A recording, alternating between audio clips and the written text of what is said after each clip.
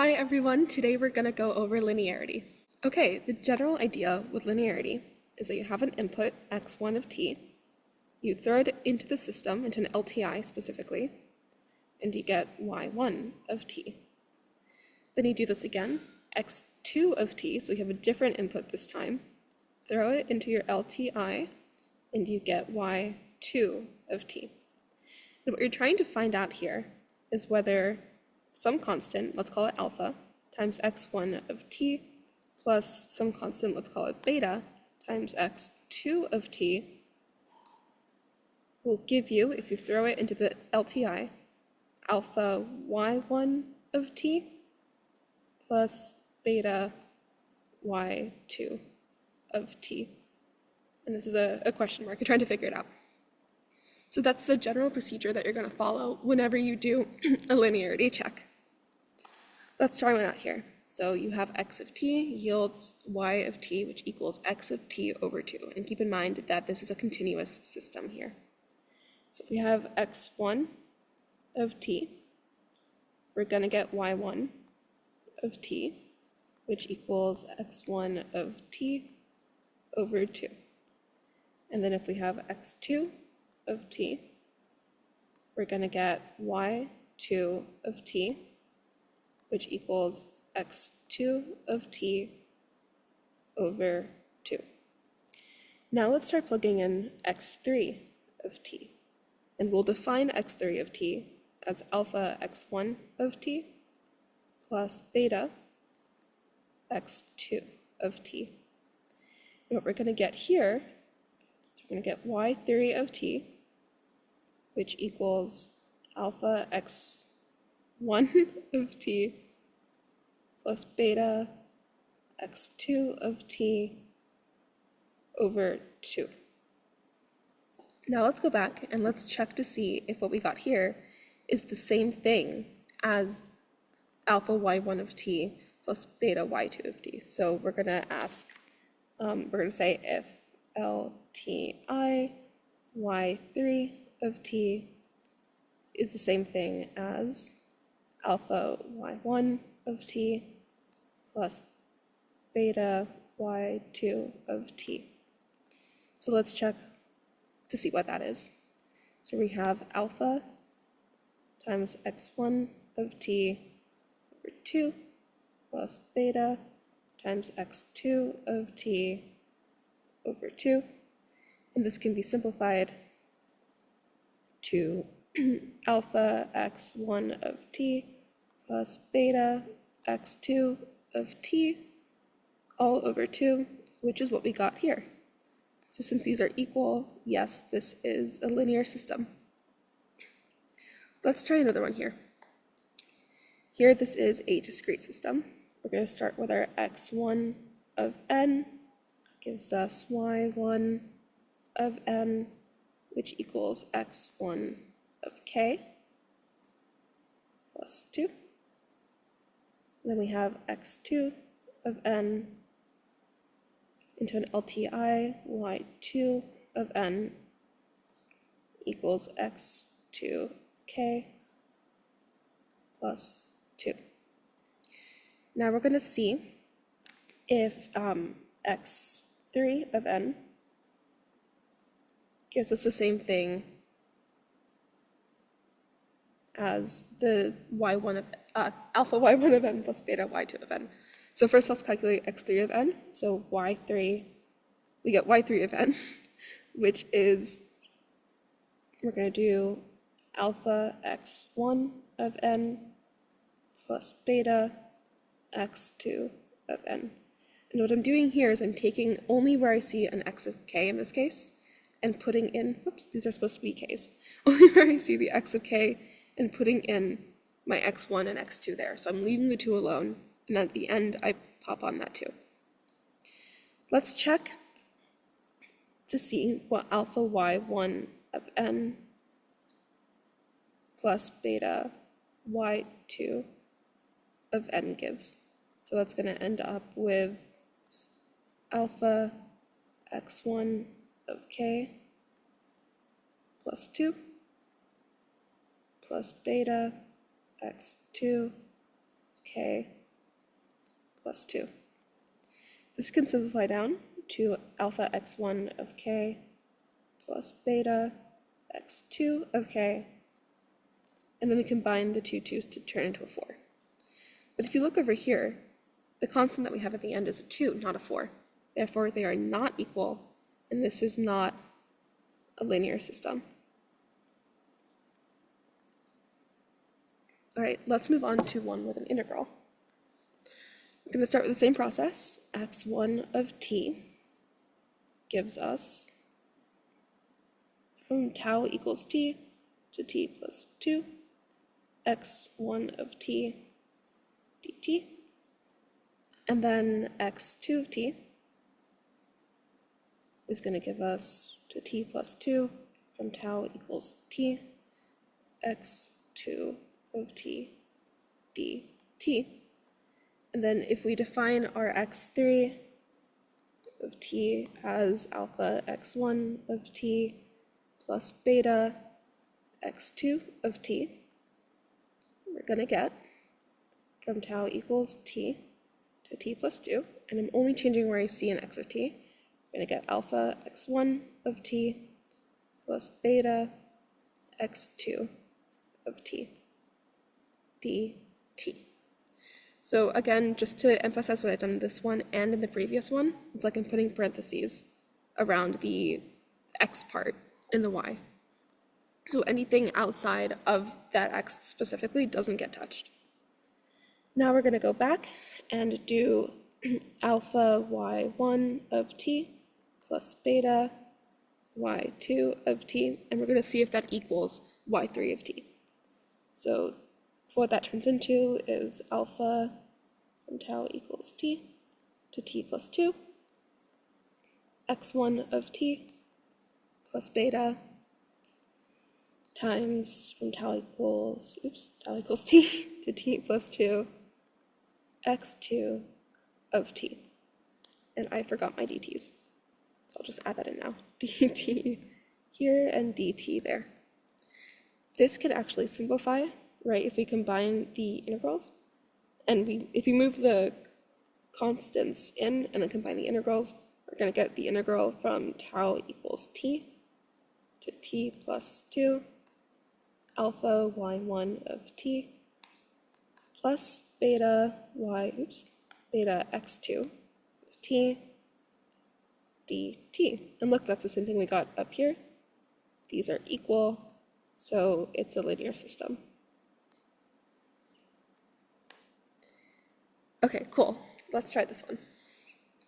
Our x1 of n is going to give us y1 of n equals from k is our dummy variable here, equals 0 to n, x of k, x1 of k times n, and then our x2 of n is going to give us y2 of n, which equals from k equals 0 to n, x2 of k times n. And now if we do x3 of n, we're going to get from k equals 0 to n, right, we're putting parentheses around the part with the x here. So we're going to get alpha x1 of n, of k plus beta x2 of k times n. Now let's see if y3 is the same thing as alpha y1 plus beta y2. So if we add these two up, we're going to get the sum from k equals 0 to n of x1 of k times n plus the sum from k equals 0 to n of x2 of k times n. And that's actually the same thing if we combine the summations from k equals 0 to n. Oops, I forgot my alphas. Alpha and then beta here. I'm going to get So again, we can move the constant in and then combine, move the constant in and then combine alpha x1 of k times n plus beta x2 of k times n. And that is what we got up here. We just factored out the n in the first case. So since these are equal, it's a linear system. All right, cool. I'm gonna erase this just so we can see the problem a little clearer. We have a continuous system, x of t yields y of t, which is the same thing as x of t squared. Okay, we have our x1 of t yields y1 of t, which equals x1 of t, all that squared, and then x2 of t gives us y2 of t, which equals x2 of t squared. Now if we get x3 of t, and we have to define it whenever we start one there, so x3 of t equals alpha x1 of t plus beta x2 of t, and that's going to give us alpha x1 of t plus beta x2 of t, and then all that squared, and that's our y3 of t. And then we're going to ask if y3 of t, the question mark up there, is the same thing as alpha y1 of t plus beta y2 of t. So to get those, we're going to multiply alpha and then alpha times y1 of t, which is x1 of t squared, plus beta x2 of t squared. And if we see here, in the y3 of t, the squared is being distributed to the coefficients, whereas here, the squared is not being distributed. Therefore, they are not equal, and it is not linear. Okay, three more. Let's do x of t squared in this case. We have x1 of t gives us y1 of t, which is equal to x1 of t squared. And then x2 of t gives us y2 of t, which is equal to x2 of t, t squared. And now we have x3 of t, and we'll define that as alpha x1 of t plus beta x2 of t. And we put that in, we get alpha x1 of t squared plus beta x2 of t squared. Now we're going to check to see if y3 of t, which I forgot to define here, equals y3 of t, if that is the same as alpha y1 of t plus beta y2 of t. So we'll define this over here. We're going to go ahead and figure this out. We get alpha times, I'm looking up here, x1 of t squared plus beta times x2 of t squared. Lo and behold, they are the same. Therefore, it's a linear system. Okay, cool.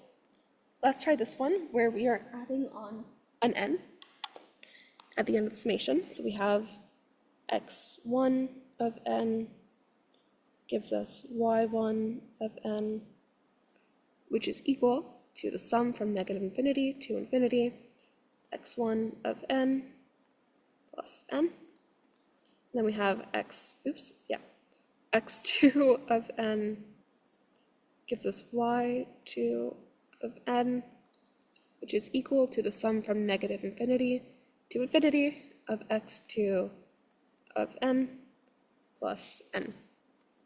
Now we're going to define x3 of n as alpha x1 of n plus beta x2 of n. So we're just doing the same process here for every single question that we encounter. And that's going to give us y3 of n, which is the same thing as the sum from negative infinity to infinity of alpha x1 of n plus beta x2 of n plus n. Now if we look here, we're going to see if y3 of n is equal to x1 of n times alpha, plus beta times x2 of n.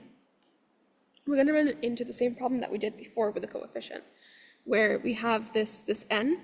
When we add these two, when we add y1 and y2, we're going to get the sum from negative infinity to infinity of x1 of n, where did my infinity go there, plus n, plus the sum from negative infinity to infinity, x2 of n plus n. Look, when we add these, we're going to get two n's, whereas here we only have one. Therefore, they are not equal, and this is not linear. Okay, let's try this one. We're going to have x1 of t gives us y1 of t, which equals the sum from 2 to 6 of x of tau plus 2 d tau. And then we have x2 of t, we specify x1 there, yields y2 of t, which is a sum from 2 to 6 of x2 t of tau plus 2 d tau. x3 of t equals alpha x1 of t plus beta x2 of t, which gives us y3 of t, and that equals the sum from 2 to 6 of alpha x1 tau plus 2 plus beta x2 of tau plus 2 d tau. Now when we check, we're going to see if y3 of t is equal to alpha y1 of t plus beta y2 of t. And when we add these, we're going to get alpha times the integral from 2 to 6 of x1 tau plus 2 d tau plus beta times the integral from 2 to 6 x2 tau plus 2 d tau. And if we move these constants in and then put the integrals together, we're going to get the same thing as that. You can check it if you want. Therefore, they're equal, and this is a linear system. That is all. I hope this helped. Thanks for watching.